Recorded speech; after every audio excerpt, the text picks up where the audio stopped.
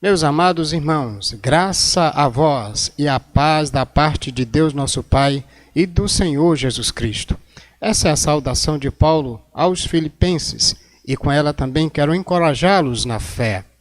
E, para tanto, eu quero iniciar esse processo no congresso, no treinamento da CBBN, mostrando uma grande satisfação em estar com vocês. Quero apresentar-me. Eu sou o pastor Jair Souza, pastoreio a Igreja Batista Nova Aliança em Valença, no estado da Bahia, e também coordeno o Pregue a Palavra na região Nordeste. Sou casado, vou trazer a imagem com algumas informações, tenho 2 filhos e minha esposa Elisama já há mais de 20 anos. Estou no ministério há 24 anos aqui, pastoreando a Igreja Batista Nova Aliança. É um prazer estar com vocês nesses dias, desenvolvendo treinamento durante o congresso da CBBN. Muito bem, eu quero, queridos amados irmãos,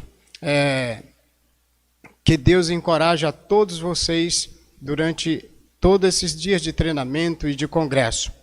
Vou junto com vocês, durante 3 dias, desenvolver a exposição bíblica da Carta de Judas. Esse será o nosso primeiro encontro de 3. De antemão, quero já parabenizar a todos pelo excelente congresso. Quero também expressar a minha gratidão aos pastores Marcos e Manuel pelo convite, pela confiança para desenvolver o processo de treinamento aí com vocês. Espero em Cristo poder ajudá-los nesses 3 encontros de exposição bíblica na Carta de Judas. A minha oração é que cresçamos juntos com Cristo e podermos ter cada vez mais uma vida parecida com a de Cristo Jesus. Para isso, vamos então orar ao Senhor, pedir a direção dele sobre nossas vidas. Pai Santo, obrigado por, neste momento, podermos glorificar o Teu nome, exaltarmos a Tua presença nesse treinamento. Nos use para a glória do Senhor, para o louvor da Tua glória. Em Cristo nós oramos. Amém. Quero explicar a metodologia que nós vamos usar. Nós vamos trabalhar algumas explicações da metodologia, todo o amplo desenvolvimento do treinamento, e a gente vai dividir telas em alguns momentos, mas na parte do texto, em virtude de que vamos trabalhar a metodologia, desenvolvimento da metodologia, apenas nós vamos mostrar o texto, dando as dicas hermenêuticas para a interpretação dentro de uma boa exposição com base em princípios hermenêuticos. Como se trata então de um treinamento, a gente vai precisar fazer esse processo de dividir tela em alguns momentos, em outros eu vou desaparecer, eu vou sair da tela e os amados apenas vão ficar com a parte da tela, do texto. A metodologia que eu vou usar, ela é a do Pregue a Palavra. Quero então, diante disso, fazer uma breve apresentação do Pregue a Palavra. O Pregue a Palavra, ele desenvolve há 11 anos no Brasil, e também em países de língua portuguesa e hispânica, esse trabalho de exposição bíblica. Temos, na verdade, 62 grupos formados, com 1.800 pastores já formados. Atualmente, 71 grupos em funcionamento, com 1.900 pastores em formação. No Brasil, atuamos nas 5 regiões: Norte, Nordeste, Sul, Sudeste e Centro-Oeste. Por que fazemos isto? Por que treinamos? Porque cremos que apenas pelas Escrituras o Evangelho de Cristo é pregado fielmente. Só no manuseio correto da palavra de Deus a gente consegue dirigir vidas ao Evangelho de Jesus. O que pretendemos com o treinamento de exposição bíblica? Na verdade, eu tenho 3 propósitos.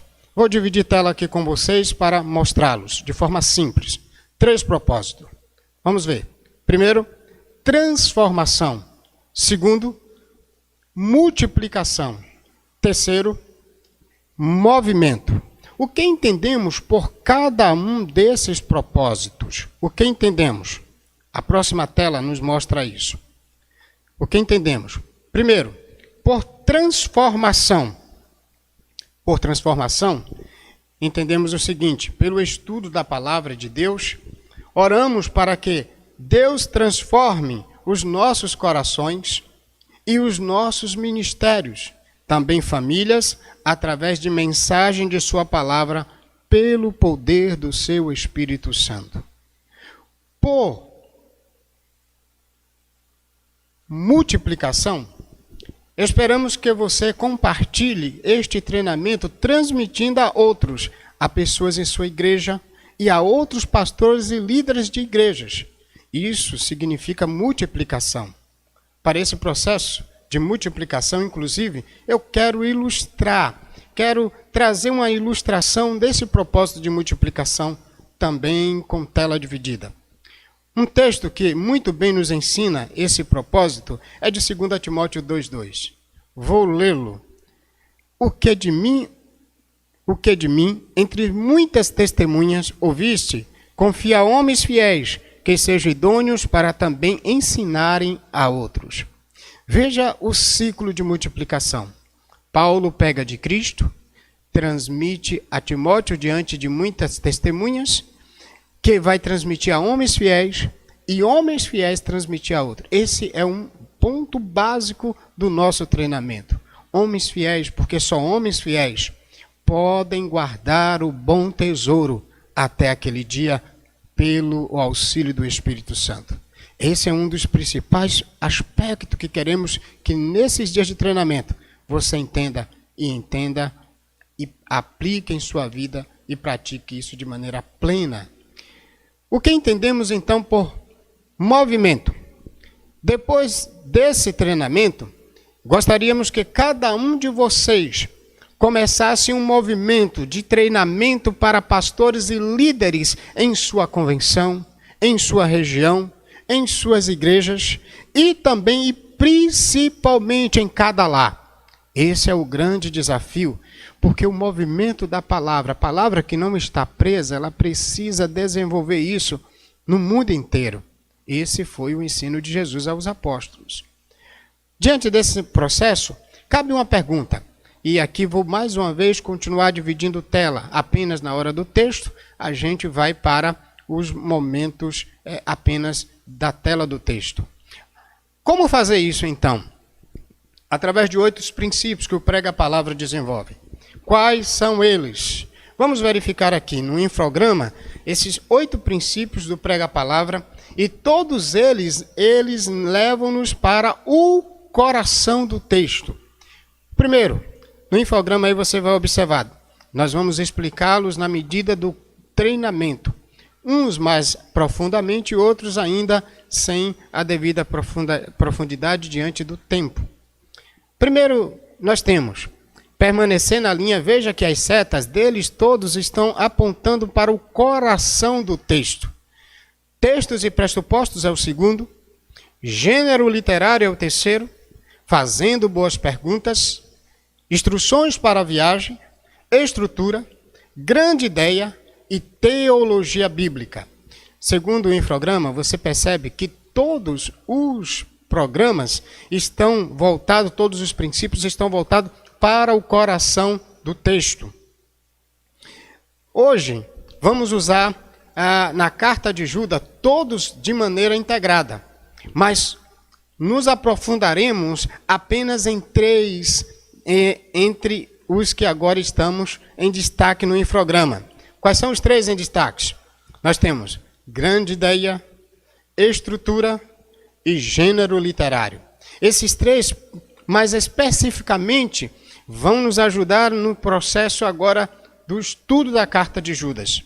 E a ideia principal é que você se aprofunde nesse princípio de estudo, de interpretação, de acordo com princípios hermenêuticos relevantes.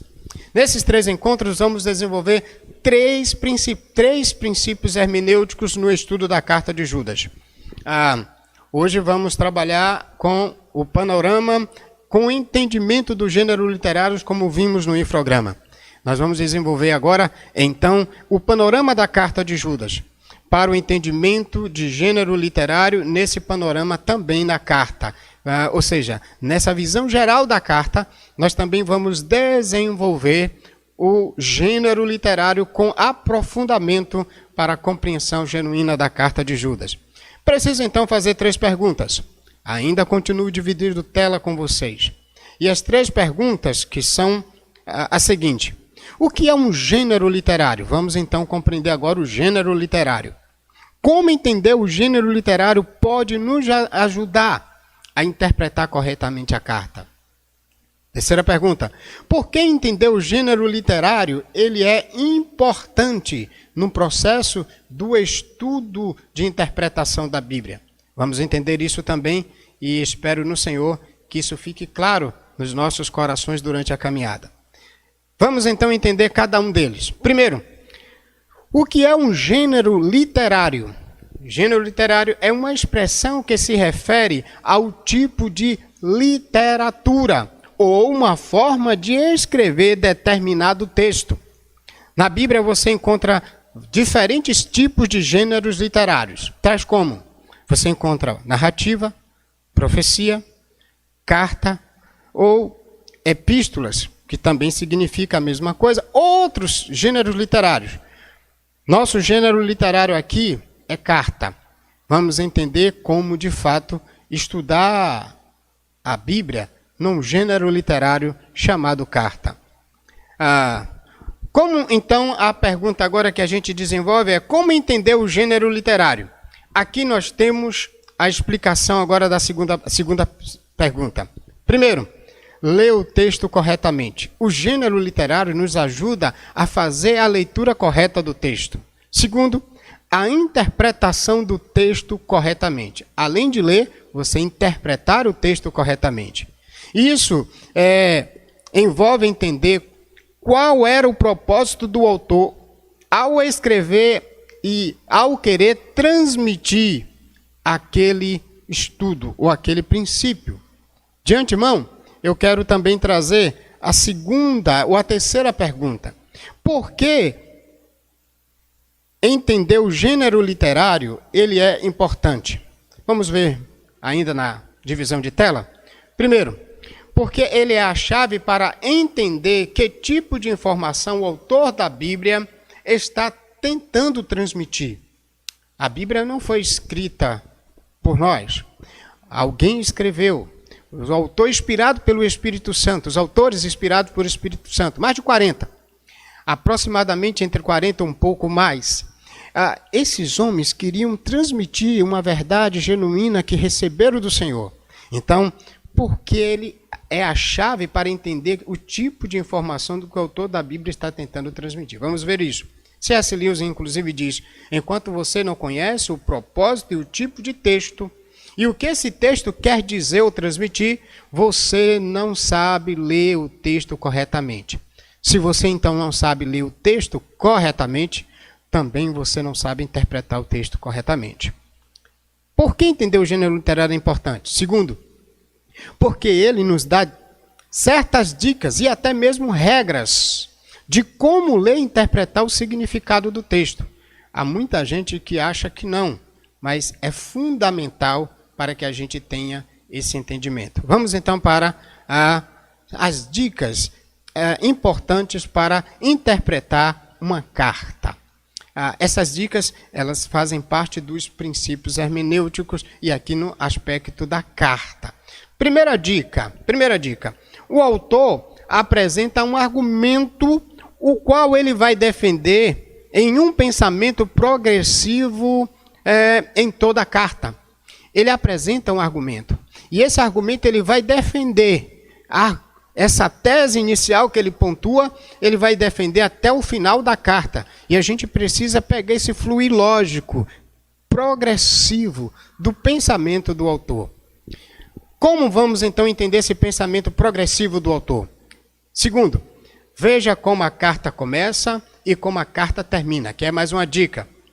Terceiro, Veja as repetições nas palavras e conceitos na carta. Quais são as palavras repetidas? Quais são os conceitos repetidos? Palavras e conceitos dão exatamente uma ideia de o caminho que o autor traça no seu pensamento. E aqui ele está deixando aquelas pegadas para a gente seguir e interpretar o texto, ler o texto corretamente e interpretar o texto corretamente.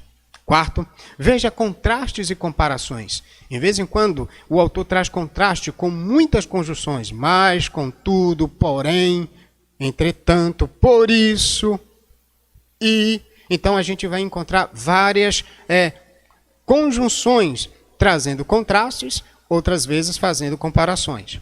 Agora, o que é importante? Leia a carta várias vezes. Gente, é impossível você interpretar um texto corretamente sem ler o texto várias vezes. É preciso se familiarizar com o texto. Enquanto você não se familiariza com o texto, você não consegue entender o pensamento progressivo do autor. Um pastor muito conhecido nosso do Prega a Palavra também, na verdade ele projetou isso com o pastor Mendes no início, pastor Kaulak, está nos Estados Unidos hoje. Ele tem um livro pequeno, da capa amarela, chamado Prega a Palavra. Ele diz, quando perguntaram a ele quantas vezes deveria se ler um texto para interpretá-lo corretamente, ele disse que até sair pelos poros. Quando você estiver soando o texto, aí você consegue de fato entender o texto. Portanto, a dica é importante. Leia várias vezes antes de começar a interpretar. É impossível você interpretar o texto sem ler. Leia, leia. Esse é um ensino. Essa é a dica, dicas fundamentais. Dito isto, vamos para o panorama. Ele nos levará ao pensamento do autor e também a entendermos como a carta começa, como a carta termina. Como o autor está pontuando o pensamento inicial, a tese, o que ele vai desenvolver e como ele vai terminar, concluir a tese que ele pontuou no início da carta. Diante disso, agora nós vamos fazer isto. Nós vamos sair da tela e eu vou apenas deixar o texto bem legível para que todos possamos entender agora esses fundamentos para a correta interpretação da carta. Vamos então para o texto e vamos verificar como o texto começa. Vamos para a tela só do texto. Vamos fazer isso agora. Observe que aqui na tela eu coloquei o texto de 1 a 4, é onde o texto começa. Esse texto começa e aí leia várias vezes. O panorama aqui vai levar você a entender o gênero literário. E o gênero literário ele traz uma tese inicial. O pensamento que o autor vai defender inicialmente e isso ele vai desenvolver até o final da carta. Para você fazer isso, eu fiz aqui a tela do começo do texto. Lê o texto várias vezes. Quando você lê o texto várias vezes, você vai extrair do texto as informações principais. Aqui eu fiz de cores para ficar fácil você entender o começo do texto ou como o texto começa. Veja, algumas informações. Primeiro ele diz Judas. Judas é quem escreve a carta. Aqui temos das 4 informações. E a primeira é a identificação do autor. É importante você saber quem está escrevendo. E Judas, que é o irmão de Jesus, aqui a gente não vai entrar no mérito agora de discussões, mas ele é o irmão de Jesus. De fato, Judas escreve para quem? Olha só essas letras de vermelho. Chamados, santificados em Deus Pai, conservados em Jesus Cristo, amados. Ele identifica os leitores da carta, os destinatários, como chamados, santificados em Deus Pai, conservados em Cristo e também de amados, amados de Deus. Vamos então para outras repetições na carta. Veja, ele vai mostrar agora de lilás, escrevo-vos acerca da salvação comum. Na verdade, ele iria escrever acerca da salvação comum. Então veja que aqui era a proposta inicial dele. As letras de azul no texto, ele diz, mas diante tive por necessidade escrever-vos e exortar-vos a batalhar pela fé, que uma vez entregue aos santos. Então veja, ele ia escrever acerca da salvação comum de Lilás, ele vai escrever agora a respeito de batalha pela fé, ou a defesa pela fé entregue aos santos. Então, agora, um outro aspecto no começo do texto é as informações, ou melhor, são as informações que ele traz a respeito da mudança de assunto. Ele ia escrever sobre salvação e muda de assunto para escrever a respeito de defesa da fé. Por quê? O verso 4 praticamente todo ele explica. Primeiro, porque introduziram furtivamente alguns, tem versões que diz homens ímpios, os quais já estavam descritos para este mesmo juízo. Agora a gente está aqui de uma cor de laranja mais acesa. Homens ímpios convertem em dissolução a graça de Deus, negam a Deus e o Senhor nosso Jesus Cristo. Então veja que as informações são concretas. O início do texto mostra, Judas identifica quem é, ele diz para quem escreve, depois o propósito da carta, defesa da fé, motivo do propósito da carta, o motivo do assunto, homens ímpios destinados ao juízo, infiltrados na igreja.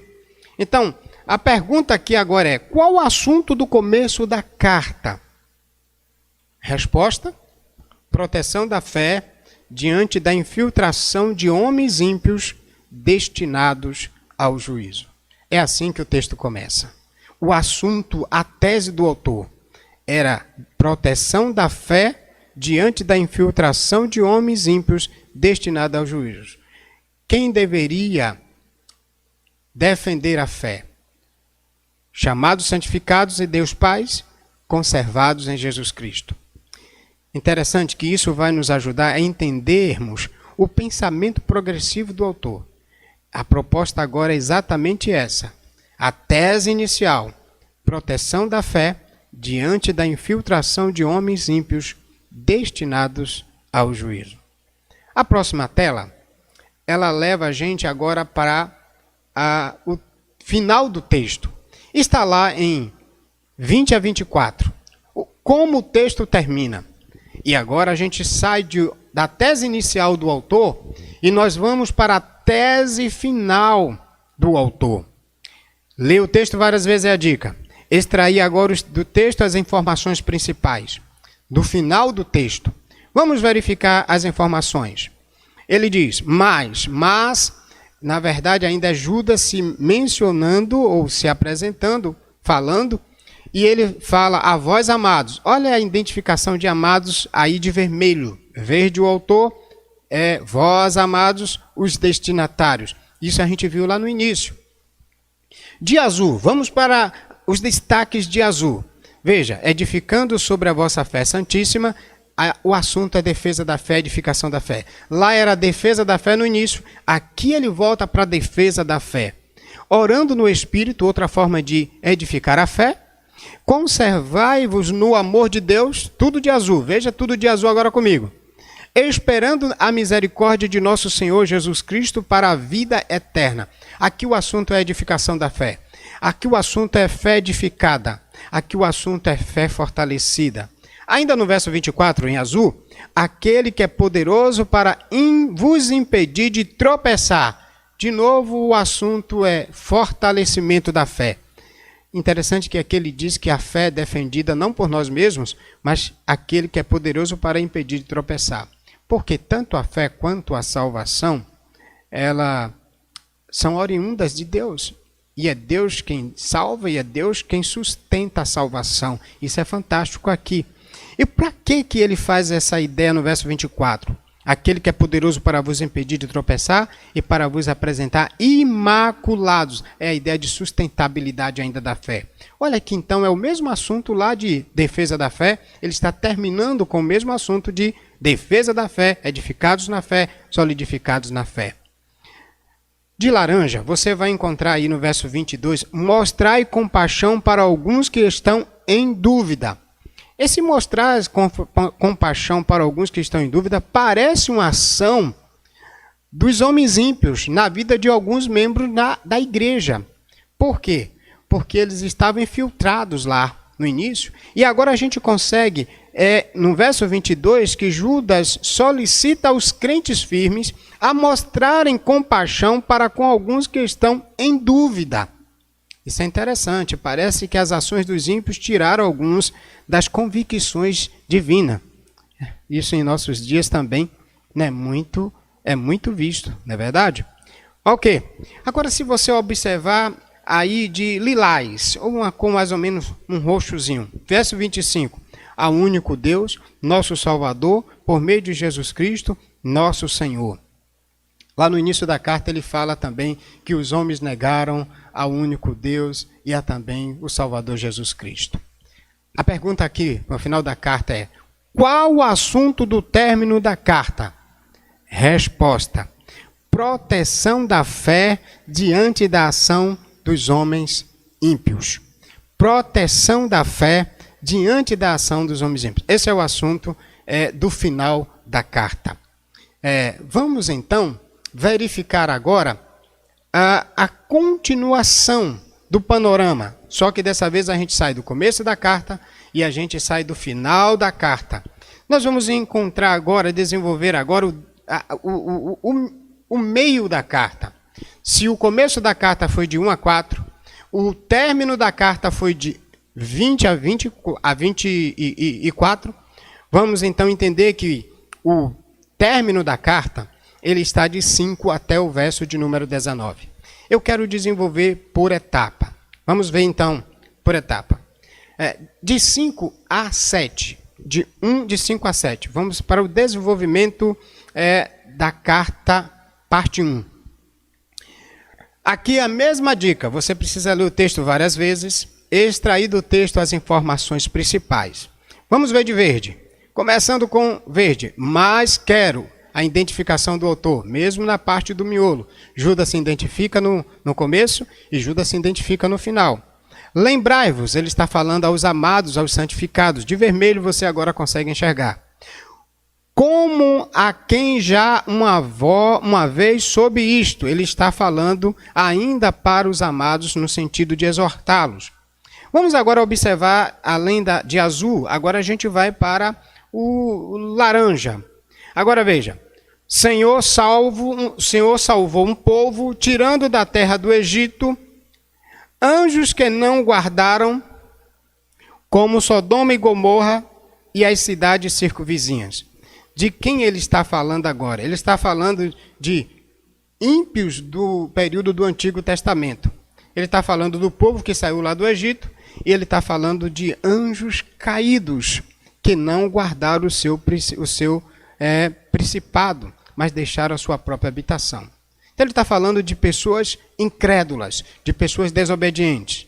Veja, de roxo agora, ainda no verso de 5 a 7, destruiu depois os que não creram. Ele está falando dos israelitas incrédulos. Reservou a escuridão em prisões eternas até o juízo daquele grande dia. Ele está falando agora dos anjos caídos. E ele agora fala no final, também com a letra roxa, sofrendo a pena do fogo eterno. Veja que tanto os israelitas vão passar por juízo, tanto os anjos caídos reservou a escuridão de prisões eternas até ao juízo daquele grande dia. E as cidades de Sodoma e Gomorra e as circunvizinhas sofrerão a pena do fogo eterno. Então veja, ele vai agora falar de juízo, ele vai falar então que ímpios do juízo, ímpios do passado, desculpe aqui a troca das palavras, eles sofrerão o juízo eterno por causa de incredulidade, de rebeldia e por causa de vida despadronizada de uma moral, de uma conduta exemplar. De antemão, qual o assunto do desenvolvimento da carta aqui de 5 a 7? Exortar os amados de Deus, lembrando-os dos exemplos dos ímpios do passado, lá do Antigo Testamento, e também que o destino deles foi o juízo divino por causa de seus pecados. Lembre-se que esse assunto ele abordou de 1 a 4 no começo da carta. Ele abordou os homens ímpios, que também estava destinado ao juízo. Vamos avançar? A próxima tela, ainda em tela fechada para vocês, só para vocês agora. Nós vamos para 8 a 13. 8 a 13. Mais uma vez o lembrete. Essa é a forma didática de a gente desenvolver. A gente está no panorama da carta entendendo o gênero literário. Aqui a gente consegue ver o fluir lógico progressivo do pensamento do autor. Mais as dicas. Leia o texto várias vezes. É fundamental. Nunca tente extrair verdade do texto sem lê-lo várias vezes. Depois de extrair todas as informações principais, agora você vai sempre desenvolver uma frase principal. E isso, quando chegar na estrutura, na grande ideia, a gente vai explicar melhor. Vamos verificar agora. Verso 8 até o verso 13. Ele começa com uma conjunção, né?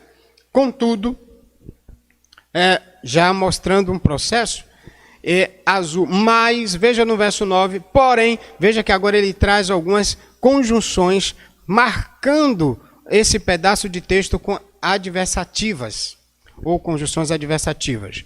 Veja, também estes, uma referência aos homens, veja agora tudo que está de laranja. Também estes, semelhantes, adormecidos, contaminaram a sua carne, rejeitaram a dominação e difamaram as dignidades. No verso de número 10, ainda aqui de laranja, dizem mal do que não sabem, como animais irracionais se corrompem, entram pelo caminho de Caim, levados pelo engano do prêmio de Balaão, permaneceram na contradição de Coré, são manchas em vossas festas de amor, banqueteando-se convosco.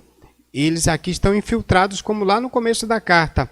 Só que aqui ele está designando, está trazendo as características desses homens ímpios do presente da carta, do contexto da carta.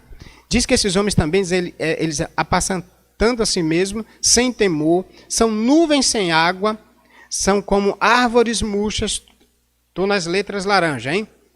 E também como ondas impetuosas do mar, estrelas errantes. Aqui ele mostra o caráter dos homens ímpios. Ele mostra que esses homens ímpios têm o mesmo caráter dos ímpios do passado. Os anjos caídos, os israelitas incrédulos, Sodoma e Gomorra e as cidades vizinhas. As mesmas características daqueles lá, eles também têm. Ímpios. Ímpio é sempre ímpio, não é verdade? Não muda. Não importa o tempo. Ele tem a mesma pegada em relação a contrapor-se a tudo que é de Deus. De roxo. O que é que está reservado para esses ímpios? Olha de novo o assunto. Eternamente reservada para a negrura das trevas. Quais são os assuntos aqui abordados? Assunto abordados é o caráter incrédulo e imoral dos ímpios e o juízo destinado para eles. Lembre-se que aqui ainda é o trecho que vai de 5 a 19 e Judas está exortando aos amados. E temos então aqui identificação do autor na advertência, identificação dos destinatários, lembrai-vos. Propósito da carta advertir os amados sobre o comportamento de homens ímpios com contrastes e comparações de ímpios do passado e mostrar que o destino desses homens ímpios será o juízo como daqueles, ou seja, lá do passado. Isso, então, está nos ajudando a vermos ou a entendermos o pensamento progressivo do autor. Defender a fé de homens ímpios infiltrados na igreja. Temos uma frase para de 8 a 13. Exortar os amados de Deus, lembrando-os os pecados dos homens ímpios, com contrastes e comparações dos ímpios do passado, lá do Antigo Testamento, e também que o destino deles foi o juízo. Essa é a frase de amarelo aí que completa esse assunto. Vamos agora para o 14 a 16. Estamos chegando ao final. Mais uma vez, a gente está viajando por toda a carta. E exatamente a carta de Judas foi escolhida para esse momento pelo tamanho dela, para ficar fácil a compreensão. Vamos entender. Leia várias vezes. É o ponto, é o aspecto. Extrair do texto as informações principais. Isso é didático. Por isso que eu estou repetindo. O texto, então, de 14 a 16, no desenvolvimento da carta, a gente vai entender agora. uma conjunção aditiva. E destes homens ímpios, agora de laranja, você encontra novamente os textos se referindo aos ímpios. Destes homens ímpios, profetizou também Enoque. Veja lá no verso 16. Estes são murmuradores, queixosos da sua sorte, andando segundo as suas concupiscências, muito arrogantes, admirando as pessoas por causa do interesse. Veja o caráter desses homens. E Enoque, profetizando sobre aqueles lá do passado, esse Enoque é aquele do texto lá de Adão, de Gênesis, e aí ele vai trazer informações da vida dos ímpios do passado que são semelhantes a dos ímpios que estão infiltrados na igreja. De roxo, veja agora aquele dizendo: eis que é vindo o Senhor com milhares de seus santos para trazer juízo contra todos, condenar dentre eles todos os ímpios. Veja que a ideia de ímpios, de roxo, você tem ímpios, impiedade e ímpios repetidos. O autor de novo traz o assunto: homens ímpios, segundo, com o mesmo parecer do que Enoque falou lá do Antigo Testamento dos ímpios do passado, e estes homens também estão destinados aos juízos, na palavra aqui do verso de número 14, de roxo, dizendo: eis que é vindo o Senhor com milhares de seus santos anjos para trazer juízo contra todos e condenar dentre eles todos os ímpios. Diante disso, qual é o assunto do desenvolvimento também aqui de 8 a 14? Cada trecho sequenciadamente mostrando o pensamento do autor. De amarelo, bem no final, tem aqui: exortar os amados de Deus, lembrando-os dos pecados dos homens ímpios, com a profecia de Enoque sobre os ímpios do passado, apontando para o juízo de Deus sobre todos os homens ímpios na sua vinda. Então, de novo o assunto: defendam a fé dos ímpios, porque os ímpios vão sofrer juízo na vinda do Senhor. Temos então aqui mais uma vez 4 informações. Esse trecho ainda lembro, é do 5 a 19. A identificação do autor na advertência, identificação dos destinatários, lembrai-vos, ainda é a continuação do 5 a 19. Propósito da carta: advertir os amados sobre o comportamento dos ímpios, com a profecia de Enoque sobre os ímpios do passado. Mostrar que o destino desses homens ímpios será o juízo como daqueles na vinda do Senhor. Qual é a proposta aqui do panorama e o gênero literário? Primeiro, mostrar o andamento do pensamento progressivo do autor. O autor está defendendo a tese que ele começou lá de 1 a 4. E isso é importante para quando você for pregar parte do texto, de uma carta, de um livro, você ter o entendimento do pensamento todo do autor. Isso vai lhe ajudar. Ou seja, você aqui está enxergando para onde o autor quer te levar através de seu pensamento. Vamos para o texto agora de 17 a 19. Vamos para a tela cheia de 17 a 19. Aqui, veja de verde: mas vós, amados, destinatário, mas Judas admoestando os amados, lembrai-vos das palavras que nos foram preditas pelos apóstolos do nosso Senhor Jesus Cristo. Aqui ele está fazendo uma admoestação para a defesa da fé. A forma de defender a fé aqui é lembrar do ensino dos apóstolos de Cristo, que é o ensino de Cristo. De laranja, sai agora da letra verde e vai para a letra laranja. Nos últimos tempos haverá escarnecedores que andariam segundo suas ímpias concupiscências. Estes são os que a si mesmo se passaram sensuais, que não têm o Espírito. Logo aqui o assunto de novo: defesa da fé por intermédio dos ensinos dos apóstolos, por isso que é lembrança aos amados, aos chamados, santificados em Deus. Qual o assunto que eles estão aqui abordando também?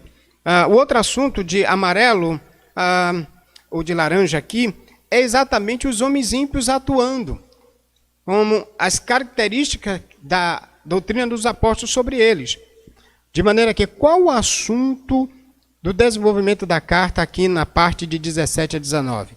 exortação a lembrar dos ensinos dos apóstolos de Cristo que advertia para o comportamento dos homens ímpios.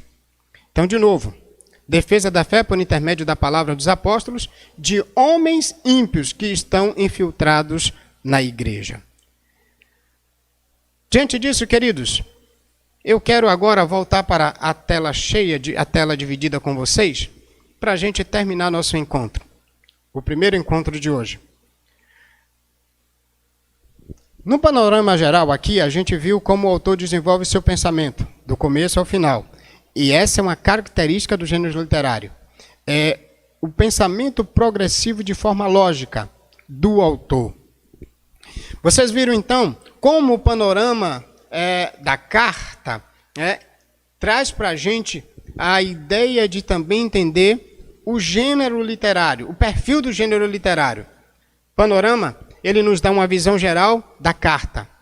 Já o gênero literário nos ajuda a entendermos o pensamento progressivo do autor, para onde o autor quer nos levar com o seu pensamento.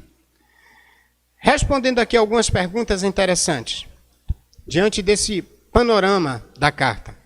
Quem é o autor? Vimos, Judas. Quem são os destinatários? Chamados e santificados em Deus, conservados em Jesus. Por que o autor está escrevendo dessa forma? Por causa de infiltração de homens ímpios no seio da igreja. Qual foi a intenção do autor? Exortar e admoestar os amados de Deus a defenderem a fé em Cristo face aos homens ímpios. Qual o cenário quando ele escreveu? Homens ímpios infiltrados na igreja. Isso aqui já nos dá uma ideia de contexto. Era um cenário de falsos mestres, atuando dentro da igreja para quem Judas escreve. Qual o destino desses homens ímpios infiltrados na igreja? Juízo divino na vinda do Senhor, conforme os versos 14 e 15. Então, essas informações nos ajudam a entendermos o pensamento progressivo do autor, ou seja, a enxergarmos para onde o autor quer nos levar através do seu pensamento. Logo, o que foi que a gente viu? O princípio também daquele infograma. A permanecer na linha da palavra. O que é permanecer na linha da palavra? Nos próximos encontros eu vou esclarecer melhor isso, que é outro princípio. É não alterar a palavra, nem acrescentar e nem diminuir. Mas esse princípio de entender o pensamento do autor, ele também nos levou a gente permanecer no texto e não irmos para os nossos pressupostos. Hoje em dia tem muita gente alterando o texto porque acha que o texto pode ser dito de qualquer forma. Inclusive, o que é que se faz na maioria das vezes? Às vezes, o camarada ele pega uma frase no fundo de um caminhão e vai procurar o texto. Exposição bíblica. A mensagem, ela sai do estudo do texto. E esse foi o caminho que a gente percorreu para entendermos isto. Esse foi o nosso primeiro encontro. Então, até o próximo. Se Deus quiser, espero poder ter ajudado a você entender o caminho e a proposta de interpretação no aspecto de exposição bíblica. No próximo encontro falaremos da importância da estrutura. Até lá, se Deus permitir, um forte abraço no coração de todos. Vamos orar. Deus, obrigado por tua palavra. A ti seja a honra, a glória e o louvor. Sustenta nossos corações. Abençoe todos os congressistas. Fortaleça a fé de teus filhos, no poder e na graça de Jesus, num contexto de tanto hereges, de tantas pessoas tentando tirar a fé genuína do Evangelho dos nossos corações. Mas graças a Deus, que Ele nos ajuda a guardar o bom tesouro, o bom depósito, o Evangelho puro, a palavra pura. A Ele a glória, louvor e adoração para sempre. Até o próximo encontro, querido.